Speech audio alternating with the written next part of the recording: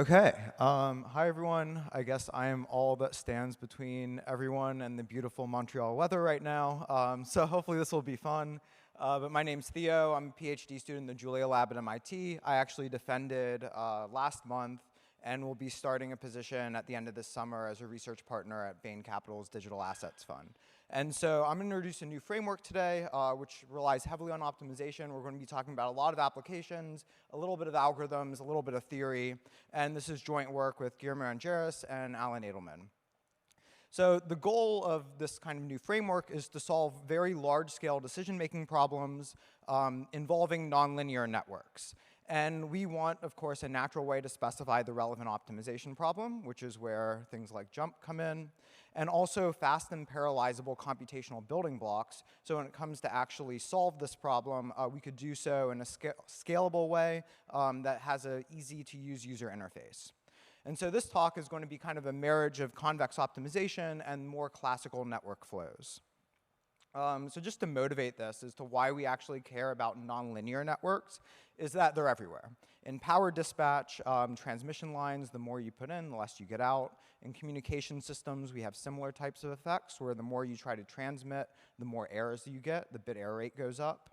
In market clearing problems, typically we have nonlinear utilities where the more you get of a particular good, the marginal utility you get goes down. And then in financial orders as well, the more you buy of a particular asset, let's say on an order book market, the worse price or forward exchange rate you get.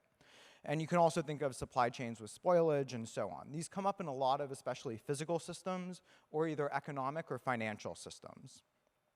So I'm going to go through two motivating examples in some amount of detail.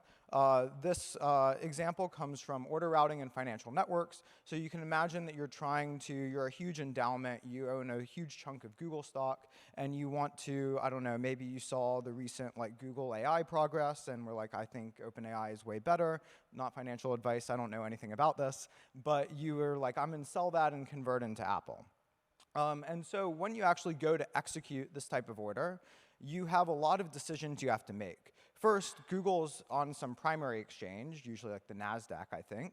But there's a lot of actually other markets where you can buy and sell Google stock. And of course, if you sell this in the US, you're going to end up with dollars. But if you sell it, say, on the London Stock Exchange, you're going to end up with pounds. And then when you want to go to buy Apple stock, you kind of have the same problem on the other end. So converting from Google stock to Apple stock ends up being this type of network flow problem. However, as you go over this edge, the exchange rate you get isn't necessarily going to be fixed. So you can imagine that this can become quite complicated very quickly. As another motivating example that's been talked about earlier is the optimal power flow problem. For the experts in the audience, which I am not one, this is under the transport model, so it's even under the simplest type of models. And our goal here is going to be to generate power to meet demand at minimum cost.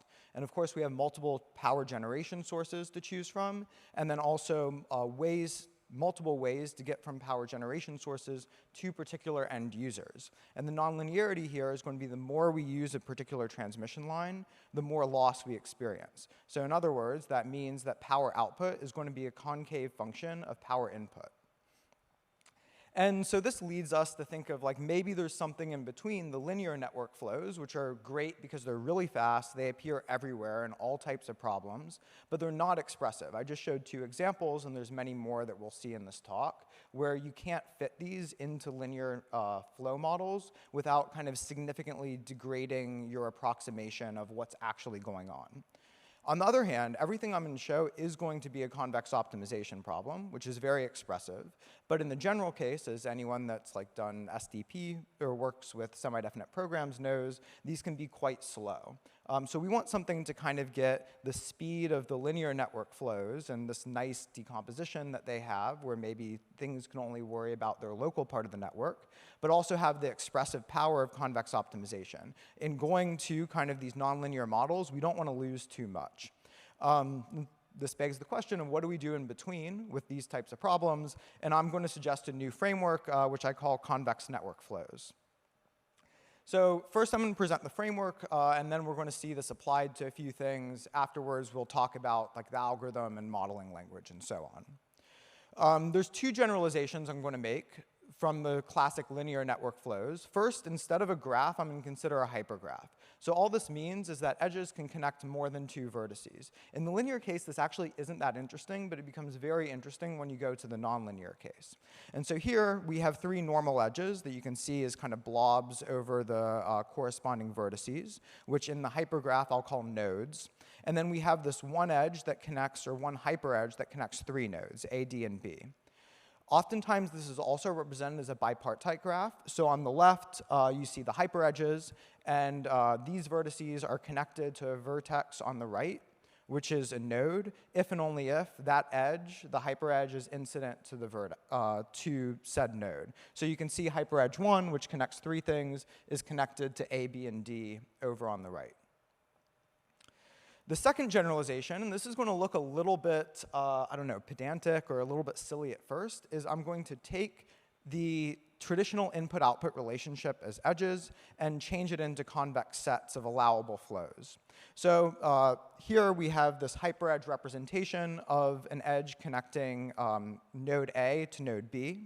And say we have a linear flow, so just W units go into the edge, and alpha times W comes out. So we're going to represent this by a vector, which I'm going to call z. And anything into the edge is negative, so we have negative w in the first component, and then the output is h of w, where h of w is just some function. In this case, it's the linear function. And of course, this is a convex set of allowable flows. If I have some maximum capacity, and I go through the motion of writing out this convex set, it's just a line segment. So not that complicated. But this can actually be very easily generalized to the nonlinear setting. So let's say instead of a linear relationship where w comes in and alpha w comes out, I have a nonlinear relationship where w comes in and square root of w comes out. Perhaps square root represents the utility of this, using this particular edge. And so I can go from this input-output function on the left to a convex set on the right. And this is where I'm going to play a little bit of a sleight of hand that won't actually matter.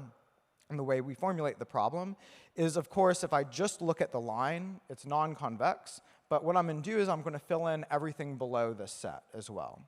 And we'll see in a moment that we can ensure, based on the way we define the problem, that there is a solution flow that always lies on the boundary of this set. So in some sense, we're losing nothing by kind of taking a convex relaxation to this input-output relationship that we're assuming.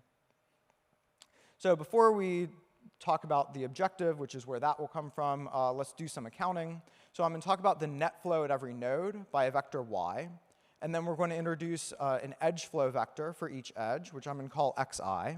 So y is going to be a vector of dimension n, because there are n nodes. And then there's ni nodes kind of that correspond to each edge. So xi's a lot of times will only be 2 vectors, but they can be larger than that as well. Then I'm going to kind of use the standard trick of having these indexing matrices, which are going to map from the local index to a global index. So as an example, if we have an edge that connects 2 nodes, B and D, the local indices are just 1 and 2, but say the global indices are 2 and 4. This AI matrix corresponding to this edge is just going to take the 2 vector and map it into the appropriate place. This means that we can write the overall net flow in this network as just the sum of each of these edge flows kind of lifted up into the particular the right places in the net flow. The final ingredient we need to define this is an objective function. And here I'm going to choose a concave increasing, or really you can do non-decreasing, but for the sake of this talk, let's say increasing function of both the net flow, which I'm going to call u. And this is usually going to be the most important thing, especially for max flow type problems, but then also of the edge flows, and I'm going to call that vi. So one function for each edge flow. And the reason that these are increasing is my claim earlier is, of course, that we can always find a solution on the boundary. In fact, if these are increasing, the solution will always lie at the boundary, because if there's any solution in the interior, we know the gradients are always going to point up and to the right, so that solution on the boundary will be better. Therefore, kind of that relaxation I made, where I said the, say, input-output relationship is square root, but I'm going to relax it to be less than or equal, it's tight.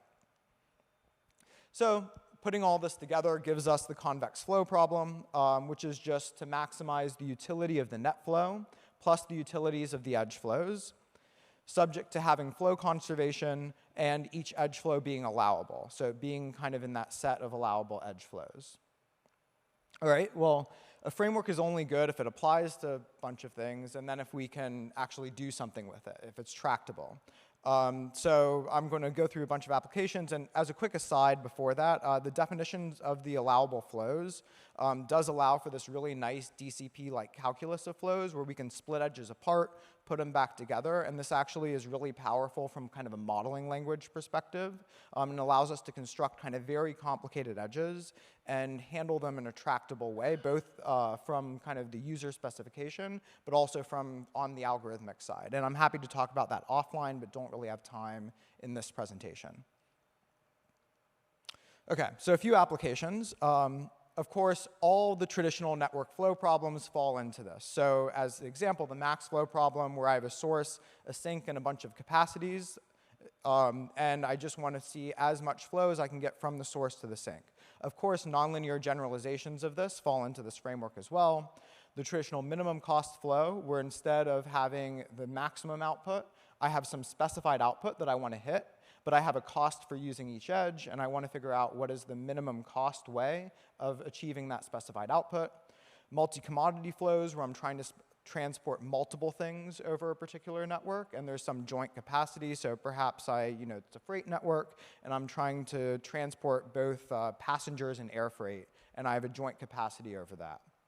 And so on, and natural generalizations of these when you consider kind of these non-linearities that I talked about earlier. More interesting is kind of some of these new applications. So as an example, that optimal power flow that I talked about earlier, the goal here is to find a cost-minimizing power generation plan that satisfies a given demand. The graph is going to be the transmission line network. The flow is going to be power. This is in the transport model. Interestingly enough, here we're going to force the allowable flows to be nonlinear. And if we do that under some assumptions on the transmission line network, we actually get a very good approximation of the DC model for power without actually having to add all those additional constraints. So in some ways, we can solve it a lot faster in the simpler model. And as I said, under particular assumptions, these two solutions are quite accurate. And our objective is going to be to minimize the cost, as stated earlier.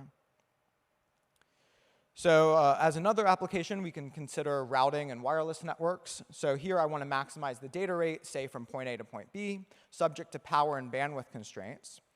Instead of a graph, we have a hypergraph because each node or each user will be connected to kind of have outgoing edges to all of its neighbors. And there's going to be some joint power constraint that says my total transmission power, even if I'm transmitting to multiple people at the same time, is capped, similarly with bandwidth.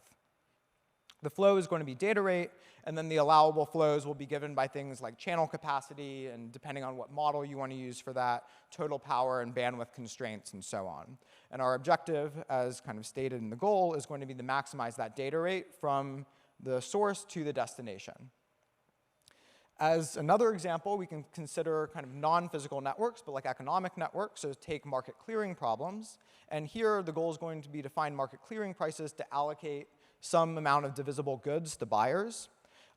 Again, we have a hypergraph here because we can have goods with complements. Like perhaps, I don't know, I like peanut butter and bread together more than either individually because then I can make a sandwich, whereas if I had both individually, I could not.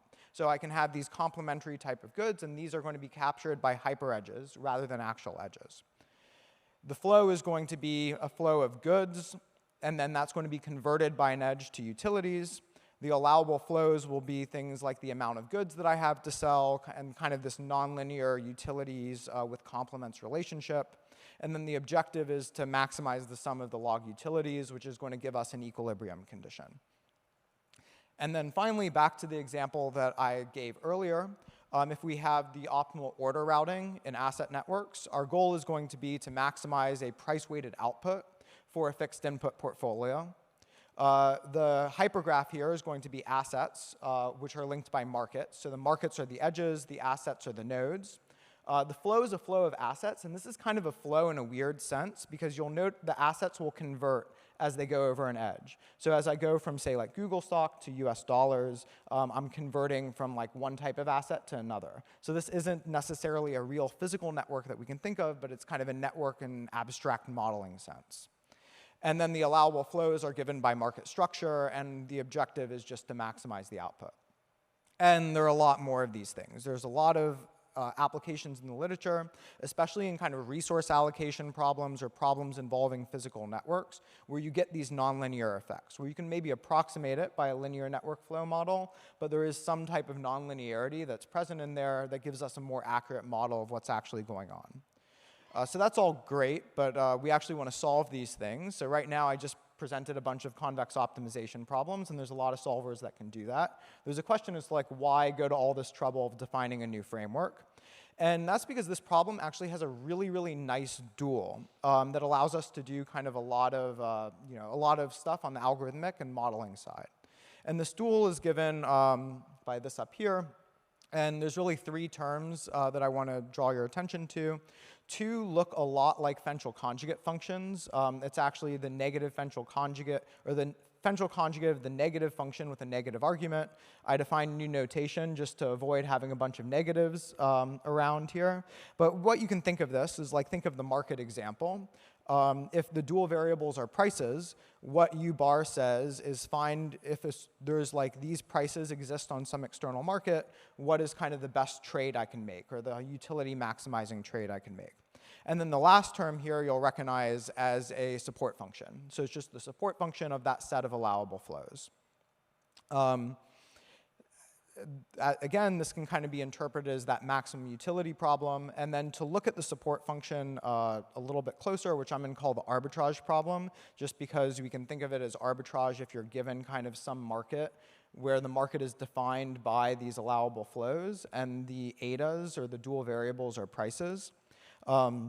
As an example, like let's say we have a market where you put in W units, or an edge, you put in W units, you get out H of W units. This function, this F function, is just going to be to figure out, the best kind of flow that I can have, where I input W, and maybe I pay eta 1 for each of those W units I put in, and I output H of W, and say I can sell or I get utility eta 2 for each of the output units. And of course, this is a support function, so that eta is going to define a supporting hyperplane at the kind of optimal W for this subproblem. And so these are things that are known for a lot of sets and often can be very easily specified or solved as a computational building block.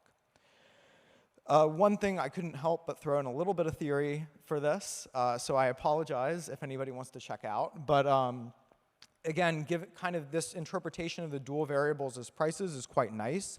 And here the optimality conditions are just kind of that these prices are exactly equal to the marginal utilities at the optimal flow, and that the prices that correspond to a particular edge lie in the normal cone for that edge. So to look at the special case where there's no utility on the edge flows, this you can think of as the case kind of corresponding to all max flow type problems. Actually, 3 of the 4 problems that I presented earlier do fall into this special case. What this says is you have some notion of optimal global prices given by the dual variables, and those global prices should fall into kind of this normal cone for the optimal flows at every single edge. And what that looks like is you have that normal cone, and the global prices, when you map them down to the local ones, should always fall into this. So these kind of have very nice interpretations. And what I want to get at is really we can look at things in terms of the individual edge. So in some sense, this problem decomposes very nicely across all the edges with only using these global prices as kind of the coupling. So to evaluate these things, the conjugate functions are easy.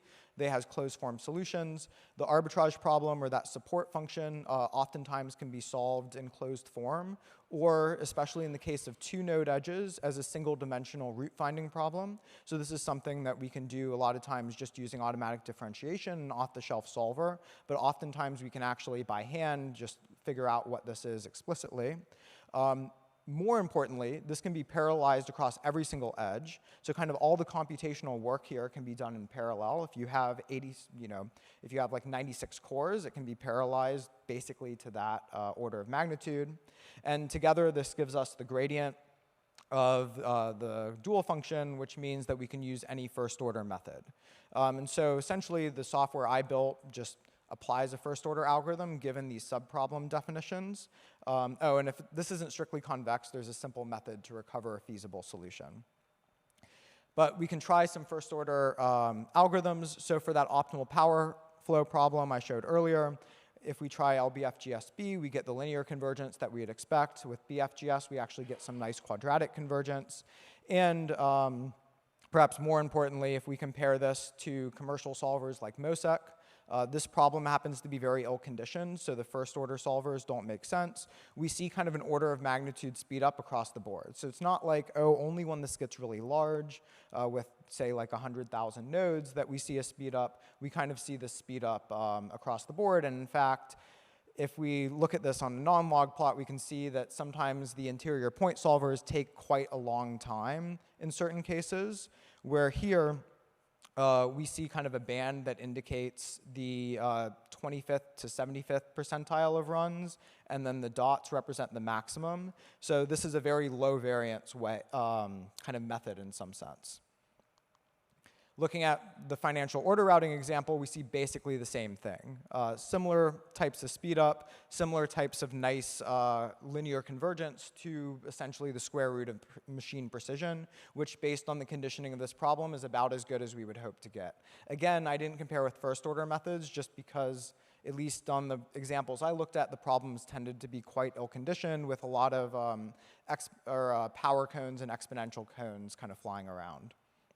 So the question, though, is like, we're at an optimization modeling conference, and I just put up something that has a bunch of conjugate functions and support functions and things that you don't really encounter until like a graduate level optimization class, and things that like I usually don't like to deal with on a day-to-day basis. So the question is like, how does a normal user or a user that just doesn't want to pull their hair out specify these types of problems? And this is one of the things I'm still continuing to work on right now and would love feedback from this audience in particular. But a lot of this is implemented in ConvexFlows.jl. So the way it's implemented right now is there's kind of a pre-specified library of objective functions. In some of the examples I do, I actually specify the objective function or that subproblem using jump.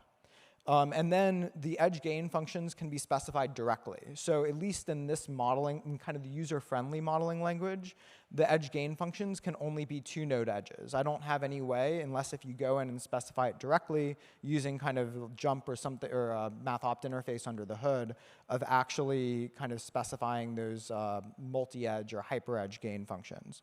But as an example, we can just write, for the 2-node case, we can write native Julia code. This is actually the one that I used in the power flow problem, so it's a log of like 1 plus x type function, but you can see it can be kind of quite complicated. But then we just build an edge with it, and we're kind of off to the races. So this gives this like CVX-like ability to naturally specify problems, quickly test them. You can just specify that subproblem using jump directly, and it kind of fits into the solver framework. And of course, if you're very performance sensitive, you can kind of go arbitrarily into that subproblem specification and start caching things, build your own structs that kind of keep memory around, and so on. So depending on, if you're trying to prototype something or trying to have something that's being solved real time. This is the full problem specification. Here, the only point of this is it's like 10 lines. So this was that optimal power flow problem that you saw earlier of once you specify the parameters, you define an objective, you define the edge gains. And here you'll see that I actually use this like this log of 1 plus x function from special functions.jl, or I think x functions. One of those 2 packages. But the point being is you could just insert arbitrary Julia code into here, so it allows you to kind of use a lot of other packages that might have very optimized implementations to specify those subproblems. What I wrote is really just kind of this light wrapper that does LBFGSB type method given those subproblem definitions. And that's really it right now. So I'm working right now on kind of like what is the best way to model problems in this framework. But I think it's like it's a neat generalization of many classic results, both on the theory side and on the practical side. There's this fast algorithm to solve it that is implemented with maybe not the best interface currently. And there's a number of other cool things like a very natural fixed fee extension and kind of decentralized algorithms as well for this type of thing, where nodes only need to kind of look around at their neighbors. And if there's any questions, let me know. Also, feel free to email me. Thank you.